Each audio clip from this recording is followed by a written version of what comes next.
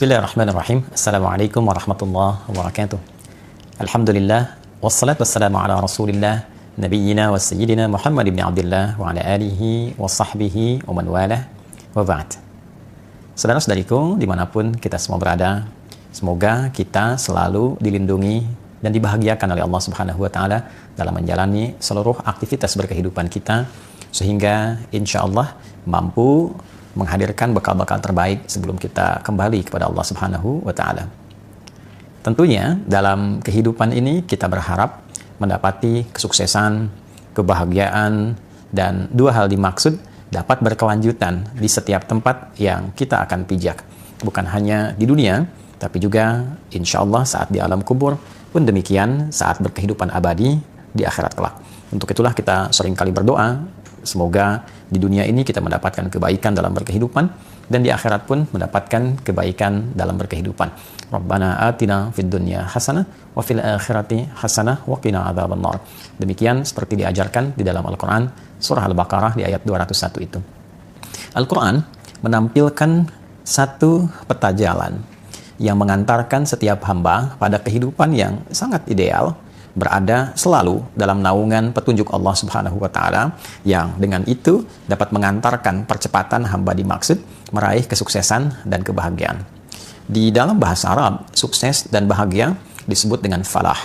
Jika itu dapat digenggam, maka disebut dengan aflah. Orang yang dapat menggenggam kesuksesan dan kebahagiaan dinamakan dengan muflih. Jamaknya disebut dengan muflihun.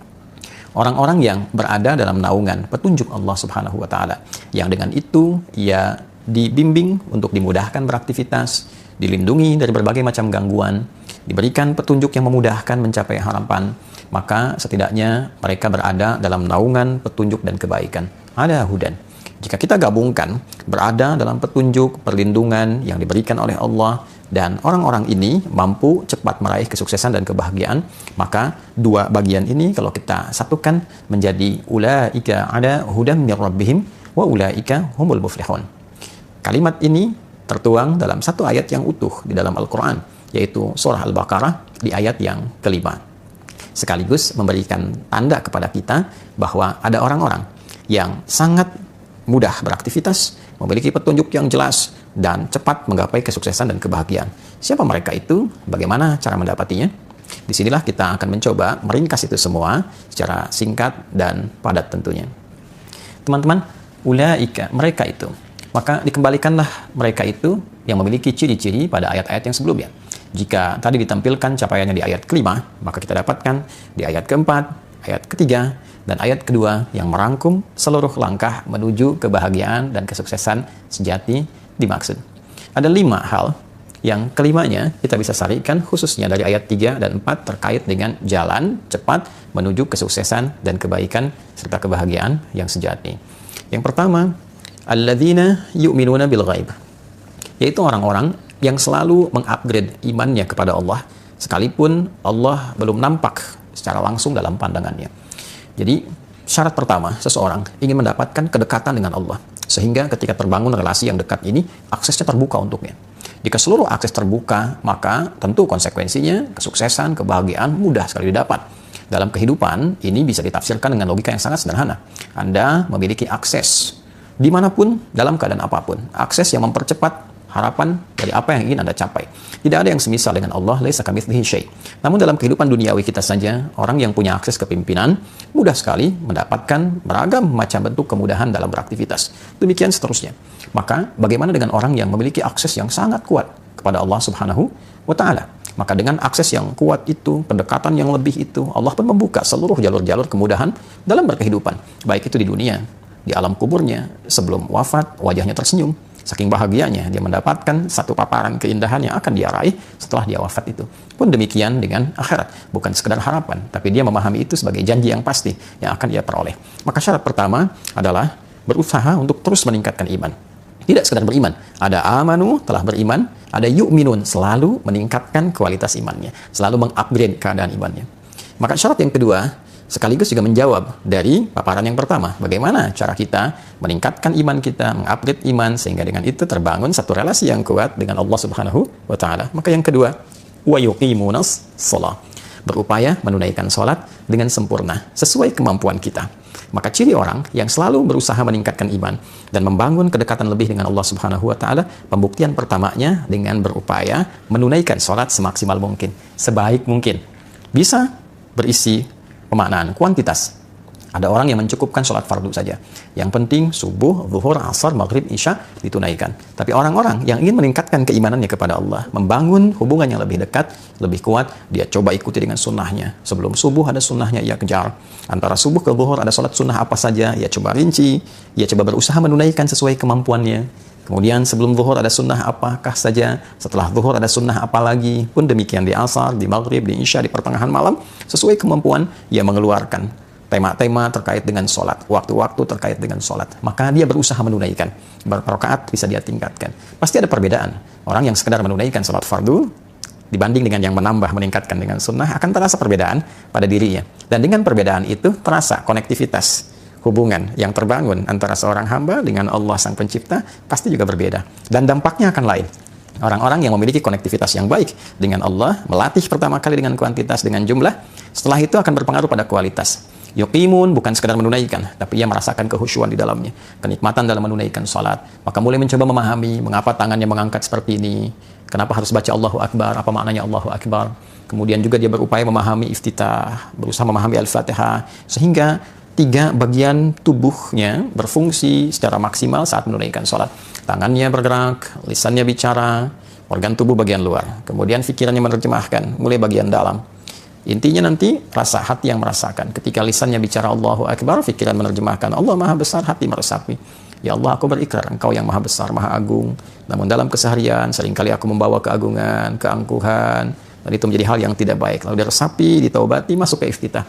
Allahumma ba'id baini wa baina khataayaya ataupun wajhatu dan yang lainnya sebagai bagian dari komitmen untuk memperbaiki diri. Menjauhkan dari kekurangan, dari kesalahan, membangun kesolehan dan kebaikan-kebaikan baru. Itu dampaknya sudah sangat luar biasa. Jadi bila itu kita latih, akses terbuka, setelah kita mendapatkan akses itu, bagaimana membangun sifat yang ketiga? Wa mimma razaqnahum yunfiqun. Adalah orang-orang yang mampu berbagi kebaikan dirinya dengan meningkatkan kemuliaan sosialnya. Jadi ada amalan sosial. Setelah baik secara individu, ya, secara pribadi, ia bagi kebaikan itu secara komunal, secara sosial. Jadi 1, meningkatkan keimanan. 2, melatih itu dengan menunaikan sholat, terkoneksi dengan Allah, dan pancarkan kebaikan personal itu dalam komunitas sosial. Berbagi dengan ilmunya, jika dia punya ilmu. Berbagi dengan materi, jika ia memiliki kelebihan materinya. Berbagi dengan sifat-sifat baik, minimal dengan senyuman. Maka nilai-nilai itu akan mempercepat kebaikan-kebaikan yang mampu ia raih. Kebahagiaan bisa diraih ketika berbagi sifat-sifat kebaikan dengan orang lain, walaupun dengan senyuman yang membahagiakan orang. Basmatuka fi wajhi akhika sedekah. Senyummu yang membahagiakan saudaramu, itu bagian dari sedekah. Dan itu sifat sosial yang baik. Kemudian ada dengan materi, ada dengan pengetahuan. Maka orang-orang yang menerima pembagian-pembagian nilai kebaikan itu dengan aspek nilai kesalehan sosial tadi, tanpa disadari membuka jaringan, membuka perlindungan yang telah Allah buat sistemnya secara alami, sunnatullah fil kaun, sunnah yang Allah letakkan sebagai hukum berkehidupan yang sifatnya universal. Kemudian yang keempat, tentu untuk melakukan itu semua, meningkatkan iman, menunaikan sholat dengan baik, mengoptimalkan sifat sosial, itu mesti ada panduan. Nggak bisa kita mengerjakan sendiri. Maka kembali kepada panduan berkehidupan. Maka turunlah yang keempat. Walladzina yu'minuna bima unzila ilaik wa ma unzila min qablik. Maka orang-orang ini berupaya menjadikan Al-Quran sebagai pedoman berkehidupan. Allah menyampaikan dengan sangat terang, sangat jelas bahwa Al-Quran ketika diturunkan fungsinya bukan sekedar untuk dibaca, tapi kurikulum kehidupan yang mengantarkan seluruh keadaan hidup kita menuju kebahagiaan dan kesuksesan sejati. Maka kurang lebih 6.236 ayat, 114 surah, 30 juz itu isinya adalah kurikulum kehidupan. Kita keluarkan tema-tema kehidupan dari ayat-ayat yang sangat indah itu, yang terang dan jelas petunjuknya secara tematik. Tema tentang pokok kehidupan, tentang fungsi tubuh kita, bagaimana mata harus melihat, telinga mesti mendengar, lisan berbicara sampai ke ujung kaki, bagaimana panduan dalam menjalani aktivitas hidup sebagai seorang misalnya profesional, dia pebisnis, ada lagi yang di birokrasi, di diplomasi, ada yang mengajar, ada yang berdagang dan sebagainya. Dikeluarkan ayatnya, lalu dilihat detailnya pada petunjuk kehidupan Nabi Sallallahu Alaihi Wasallam dan belajar orang-orang terdahulu ketika menjalankan petunjuk di eranya seperti apa hasilnya. Disempurnakan di era Nabi Muhammad Sallallahu Alaihi Wasallam, diwariskan kurikulumnya sampai sekarang Al-Qur'annya tidak berubah. Dan orang-orang yang menjalani itu setiap generasi didapatkan capaian tertinggi yang membangun peradaban. Sebaliknya, ketika itu dijauhi, apalagi ditinggalkan, na'udzubillah, maka yang muncul ketertinggalan, kemudian kejatuhan, terjerembab. Silakan lihat perjalanan sejarah. Semakin warisan itu digunakan, semakin cepat mendapatkan satu kemajuan, kecerahan, dan kebaikan. Dan ketika jatuh peradaban itu, riset menunjukkan kejatuhan itu diakibatkan oleh terlenanya pada dunia yang dirasakan dan mulai menjauh dari kurikulum kehidupan yang telah digariskan dalam Al-Quran. Kemudian yang kelima, yang terakhir adalah wabil akhirati hum yuqinun. Mereka yakin dengan kehidupan akhirat sehingga menjadikan akhirat sebagai proyek yang terpenting dari semua berbagai macam perjalanan hidup yang dilalui. Tentunya akhirat adalah ujung kehidupan kita. Setiap kita berpindah ke satu tempat, kita akan menyiapkan bekal. Ingin liburan ke kota lain saja, kita menyiapkan bekal. Ingin liburan ke negara lain, kita menyiapkan bekal. Tujuannya, saat tiba di tempat itu, kita mendapatkan kehidupan yang memberikan kenyamanan. Pertanyaan akhirnya adalah, di tempat kita terakhir berkehidupan dan tidak ada tempat lagi untuk kita tuju, tidak ada perpindahan lagi, abadi ada di situ, bekal apa yang sudah kita siapkan? Maka orang cerdas adalah orang yang berupaya mencari bekal terbaik di setiap tempat yang akan dia tinggali, sekalipun hanya transit. Dan di antara yang tercerdas itu, ia mengumpulkan bekal paripurna untuk tempat abadinya, dan di tempat itulah dia akan hidup selamanya dan tidak berpindah ruang kembali. 5 ini jika dihadirkan dalam kehidupan kita, maka menghadirkan ayat yang kelima, ulaika, mereka itu yang mampu meningkatkan keimanannya kepada Allah dengan berupaya melatih itu melalui penunaian sholat yang baik, lalu mengoptimalkan nilai-nilai itu dalam konteks kehidupan sosial, menjadikan Al-Quran sebagai panduan hidup, melihat pada praktek di zaman-zaman dulu ketika dipraktekkan dengan nilai kekinian sesuai dengan eranya, lalu menjadikan akhirat sebagai proyek terbaiknya. Itulah ala hudam mir rabbihim, orang-orang yang akan selalu berada dalam petunjuk Allah sehingga memudahkan ia meraih kebahagiaan, kesuksesan, berada dalam perlindungan, wa ulaika humul muflihun, dan pastilah orang-orang itu akan selalu merasakan kebahagiaan dan kesuksesan yang sejati. 5 hal ini ketika dikerjakan dengan raihan tadi hanya akan mampu dilakukan oleh orang-orang yang disebut dalam Al-Quran sebagai orang-orang bertakwa. Dzalikal kitabu, isi Al-Quran itu yang sangat indah, yang jauh dari gambaran kita, yang punya keagungan yang tinggi, la raiba fi, tidak pernah ada keraguan di dalamnya. Kita mesti yakin, jangan pernah meragukan satu ayat pun, bahkan satu huruf pun di dalam Al-Quran. Maka ketika itu bisa kita yakini dengan optimal, keyakinan itu harus membuat kita mampu untuk menggali pemahaman dalam Al-Quran dan mengoptimalkannya. Maka jadilah ia petunjuk. Siapa yang mampu melakukan itu? Hudal lil muttaqin. Semua kurikulum kebaikan dan petunjuk itu hanya bisa dikerjakan oleh orang-orang yang bertakwa.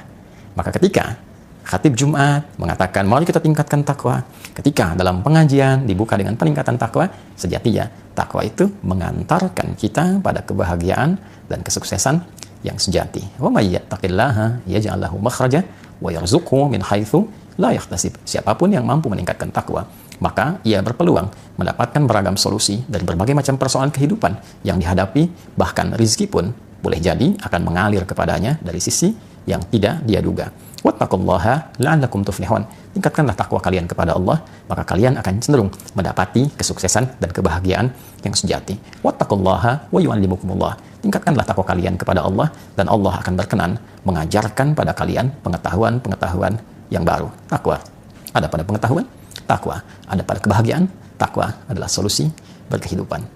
Pertanyaannya, siapa di antara kita yang mengaku sebagai insan riban? Terlebih menyimak video ini yang berupaya memotivasi dirinya untuk meningkatkan takwanya kepada Allah dan mendapati janji Allah sebagai sesuatu yang pasti untuk diraih. Semoga berkenan. Maafkan saya, Adi Hidayat. Assalamualaikum warahmatullahi wabarakatuh.